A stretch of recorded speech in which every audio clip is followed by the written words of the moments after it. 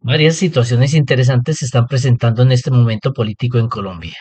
Una de ellas se presentó ayer cuando la señora Vicky Dávila estuvo en un dispensario de medicamentos y la gente, cansada de sus peroratas y de que, aprovechándose de la situación de que no hay medicamentos o la gente no tiene acceso a ellos, ya iba a empezar su acostumbrada perorata contra el gobierno y la gente ya cansada de esta situación la hizo salir del recinto. Con con esto que sucedió, quedó demostrado para la señora Dávila por lo menos que no cuenta con la favorabilidad que ella pensaba que tenía. Así como ella tiene adeptos, hay gente que está cansado ya, cansada de la forma de hacer política de esta señora porque fuera de sus ataques al gobierno no ha expuesto mayor cosa, no ha expuesto un programa que sea cierto, realizable y que sea fundamentado en la realidad de las personas, en la realidad que se vive en el día a día en Colombia. Otra situación que se presenta es cuando las personas se encuentran con un político de frente y lo confrontan o le formulan preguntas o le exponen sus inquietudes. Cuando son inquietudes o les formulan preguntas, los políticos quedan en las nubes porque como no es el discurso que tienen preparado, entonces los dejan groguis, los dejan en las nubes. Y esto está bien, ¿por qué? Porque es que demuestra que el votante colombiano ya no traga entero. Esto demuestra también que el votante colombiano tiene cuestionamientos y que empieza a darle un sentido a su voto. Vota con argumentos, con razones, no con sus pasiones. Eso es importante porque eso permite el fortalecimiento de una democracia, sobre todo una democracia tan incipiente como la que tenemos en este país. Ojalá, de verdad, que esto demuestre que el votante colombiano está cambiando, pero para bien. Por supuesto que estas preguntas y estos encuentros que se tienen con los políticos y los politiqueros se deben realizar dentro del mayor respeto. Vuelvo y digo, el respeto debe ser de parte y parte, tanto del ciudadano con como con el politiquero, como el politiquero con el ciudadano o el político con el ciudadano. Las buenas costumbres y las buenas maneras, la buena educación y el respeto es algo que debe primar en nuestra democracia. No se debe admitir ni debemos consentir políticos y politiqueros que sean groseros con la ciudadanía. Por eso hemos llegado a un punto en el que estamos de tanta polarización y sobre todo de tanto irrespeto, porque los políticos no han entendido que ellos son un espejo para la ciudadanía y lo que hagan ellos, la ciudadanía se siente con el derecho de replicarlo o de hacerlo porque si lo hace si lo hace quien me representa a mí, quien representa la democracia, yo por qué no lo voy a hacer. Las buenas maneras, el respeto, tienen que volver a la política colombiana. Pasando a otro tema, a principios de esta semana, varios congresistas se fueron a Estados Unidos a exponer ante el Congreso y ante el CIDH que están siendo amenazados por el hundimiento de la reforma laboral. Debemos partir de un principio. La gente cuando vota por un congresista es para que lo represente, para que defienda sus intereses. Para eso es que son elegidos. Sin embargo, por lo que sucedió el 18 de marzo, por la masiva participación de la gente, se ve que los votantes no sienten que sus congresistas los estén representando. Como siempre ha sucedido en este país, los congresistas le trabajan más a los lobistas que al ciudadano de a pie, que al ciudadano común y corriente colombiano. Y cuando no se siente representado, pues lógicamente es un mal Congreso, es un pésimo Congreso. Y cuando usted tiene un mal y un pésimo Congreso, unos pésimos congresistas, pues por supuesto que eso debilita la democracia. Estos señores van a quejarse de que por las declaraciones, por la posición del presidente y por algunas intervenciones de algunos ciudadanos, sus vidas corren peligro y por eso fueron a quejarse allá. Les pregunto yo a esos señores congresistas, nosotros no tenemos los escoltas que ustedes tienen, nosotros no tenemos todos los privilegios que ustedes tienen ni las seguridades. A nosotros nos toca en el día a día defendernos a nosotros y a nuestros bienes porque el Estado no nos garantiza esa defensa. Y nosotros ante quién nos quejamos ante ustedes y ustedes qué hacen absolutamente nada. Qué desconectados vienen ustedes de la situación y de la realidad del país. Y es que se sienten amenazados. Eso por un lado. Por el otro lado, el señor Efraín Cepeda se atreve a decir que teme por la democracia colombiana porque las armas pueden balancear para un lado u otro los resultados de las elecciones. Yo le pregunto al señor Efraín Cepeda, cuando los paramilitares hicieron ese desbalance en el resultado de las elecciones, ¿cuándo fue él a Estados Unidos a quejarse porque tenía miedo de que la democracia colombiana estaba amenazada?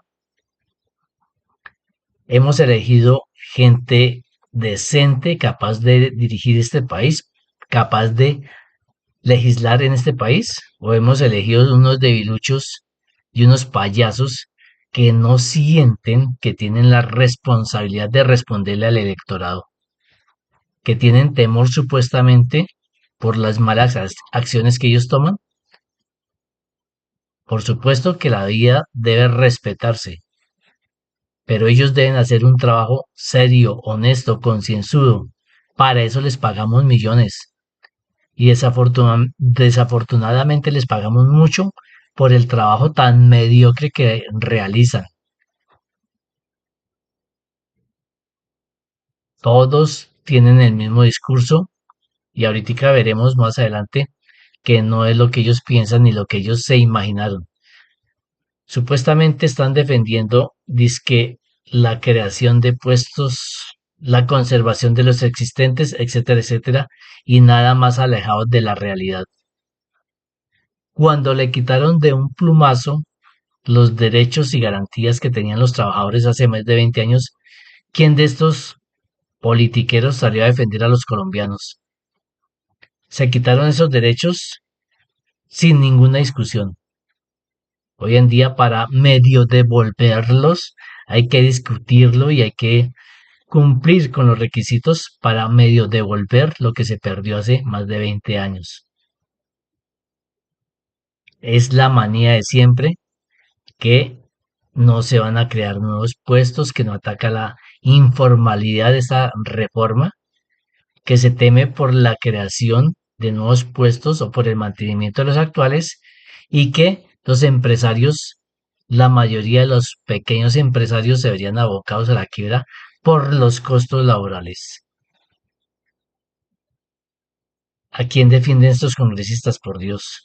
Y lo que yo les pregunto, déjennos ver el estudio en que fundamentaron sus decisiones, porque todo el mundo dice, no, lo dice Desarrollo, lo dice el Banco de la República, pero hace veintitantos años, cuando quitaron esos derechos y esas garantías ganadas, no solamente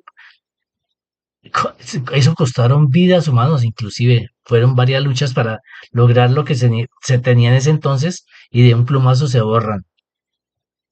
Se está tratando de recuperar eso y en ese entonces, cuando quitaron estos derechos y estas garantías, ¿quién protestó? ¿Quién dijo algo? Supuestamente iban a crear numerosísimos puestos de trabajo, no lo hubo. No luchó contra la informalidad.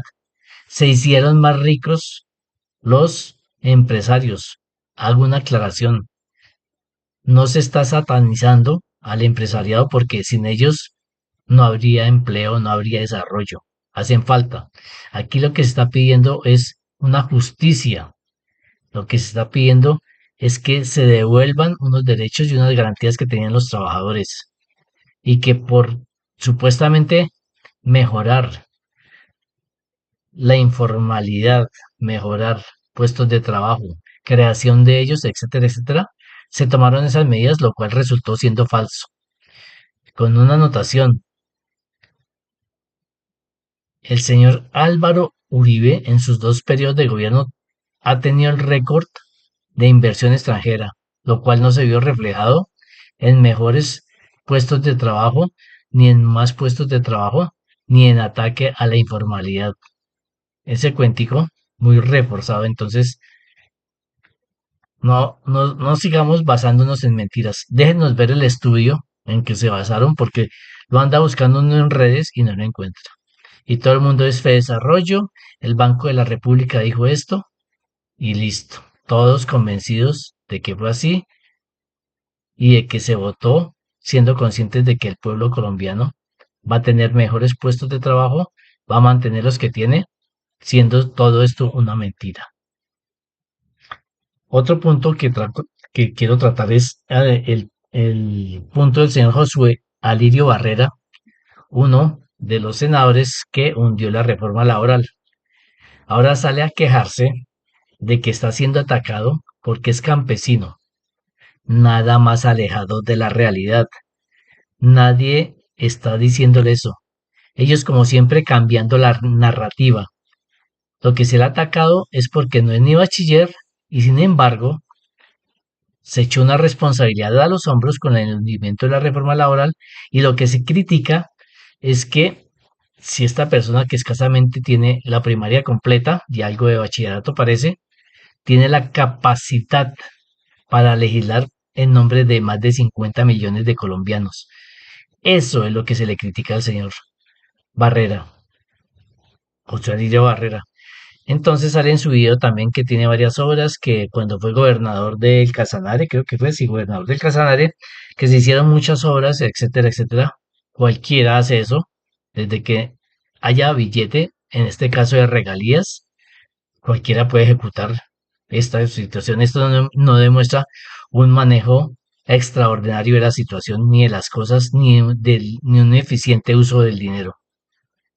Que conste nuevamente, no se está criticando su origen campesino, se está criticando su poca preparación para ocupar el cargo que ocupa.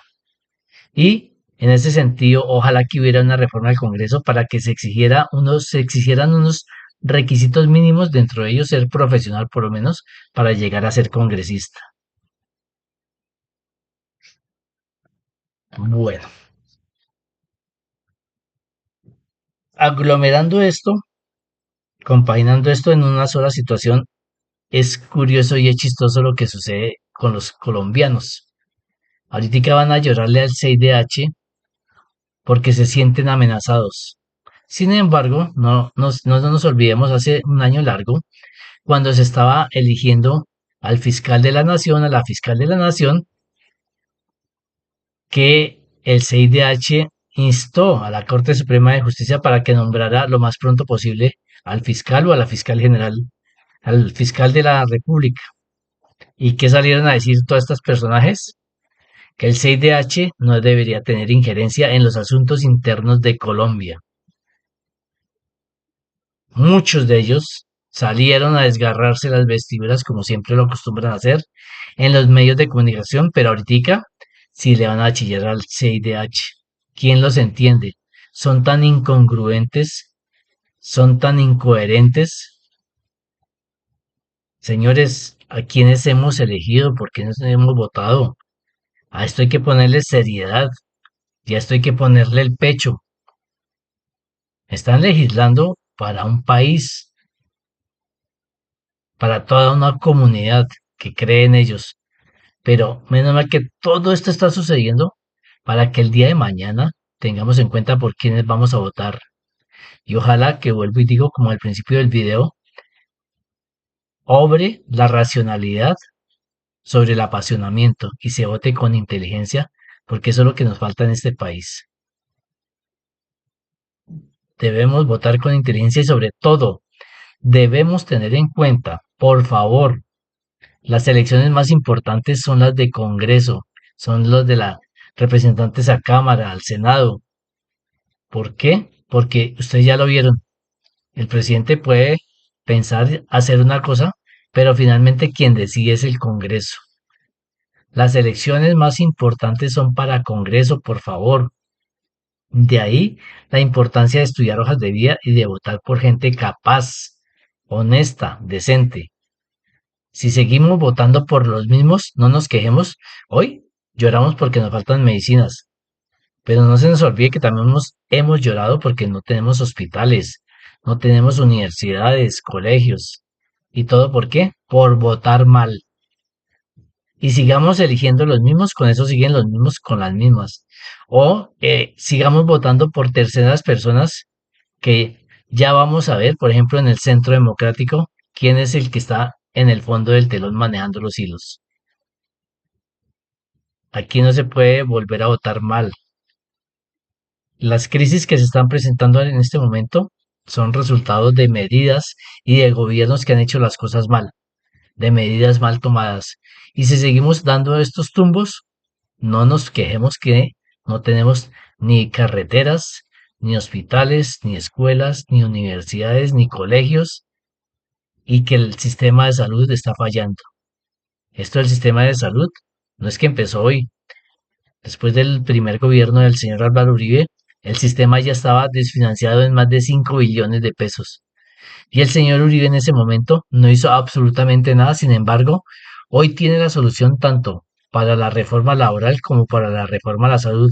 Pero cuando estuvieron en el gobierno no hicieron nada que beneficiara y que tuviéramos, que permitiera que tuviéramos un sistema de salud robusto, fuerte. Pero ahorita, en campaña política, hay palabra de gallero que tiene la solución. Ahora sí tiene la solución. Sigan creyendo en las mismas que en los mismos y seguiremos como estamos ahorita, llorándole al mono de la pila.